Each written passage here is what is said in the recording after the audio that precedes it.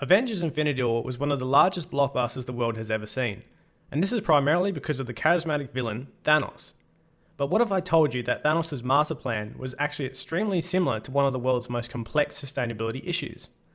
This issue is resource consumption in a world of finite resources, better known as scarce resources. This issue is particularly prevalent as our population continues to grow towards an estimated population of 11 billion by 2050.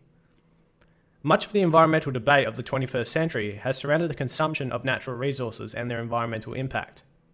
If we continue to consume resources at current rates, the world's population in 2050 will have average living standards to that of current-day Uganda. So while you might think that Thanos' master plan of wiping out half the population to maintain standards of living is crazy, it is actually grounded in centuries of economic and environmental theory. For those of you who have not seen Marvel's Avengers, here's a quick recap of Thanos' plan. Titan was like most planets. Too many mouths, not enough to go around. And when we faced extinction, I offered a solution. Genocide. But random, dispassionate, fair to rich and poor alike. They called me a madman. And what I predicted came to pass. Crazy, right? Well, meet Thanos' real-life counterpart, Thomas Malthus, a prominent economist of the 1800s who predicted that due to Earth's finite resources, there must be a limit to the amount of human life that can be maintained, better known as carrying capacity. Just like his Marvel counterpart, he even saw the validity in death as a means to stay within the planet's carrying capacity.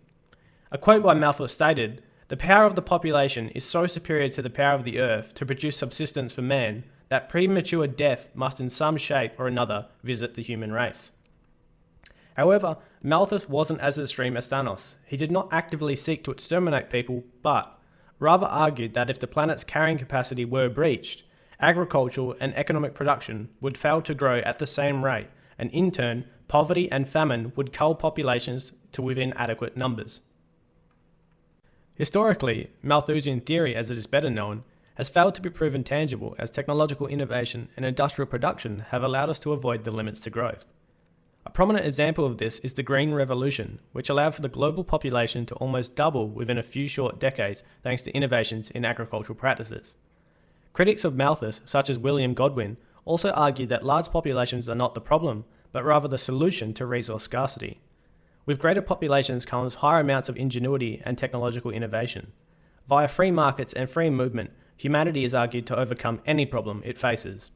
So it would seem that humanity has said, Inevitable. Although, throughout the past 20 years, we've begun to see the amount of human-made environmental calamities increasing, resulting in a resurgence of the limits to growth thesis.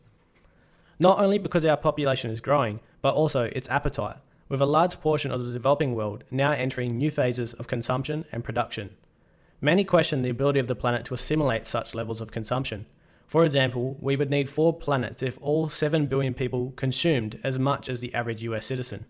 This must leave Malthus acting like, You could not live with your own failure. Where did that bring you? Back to me. So, if we want to solve the issue of resource scarcity and population growth without snapping half the population away, what can we really do about it? Many discussions in both economic and environmental circles discuss the need to do more with less.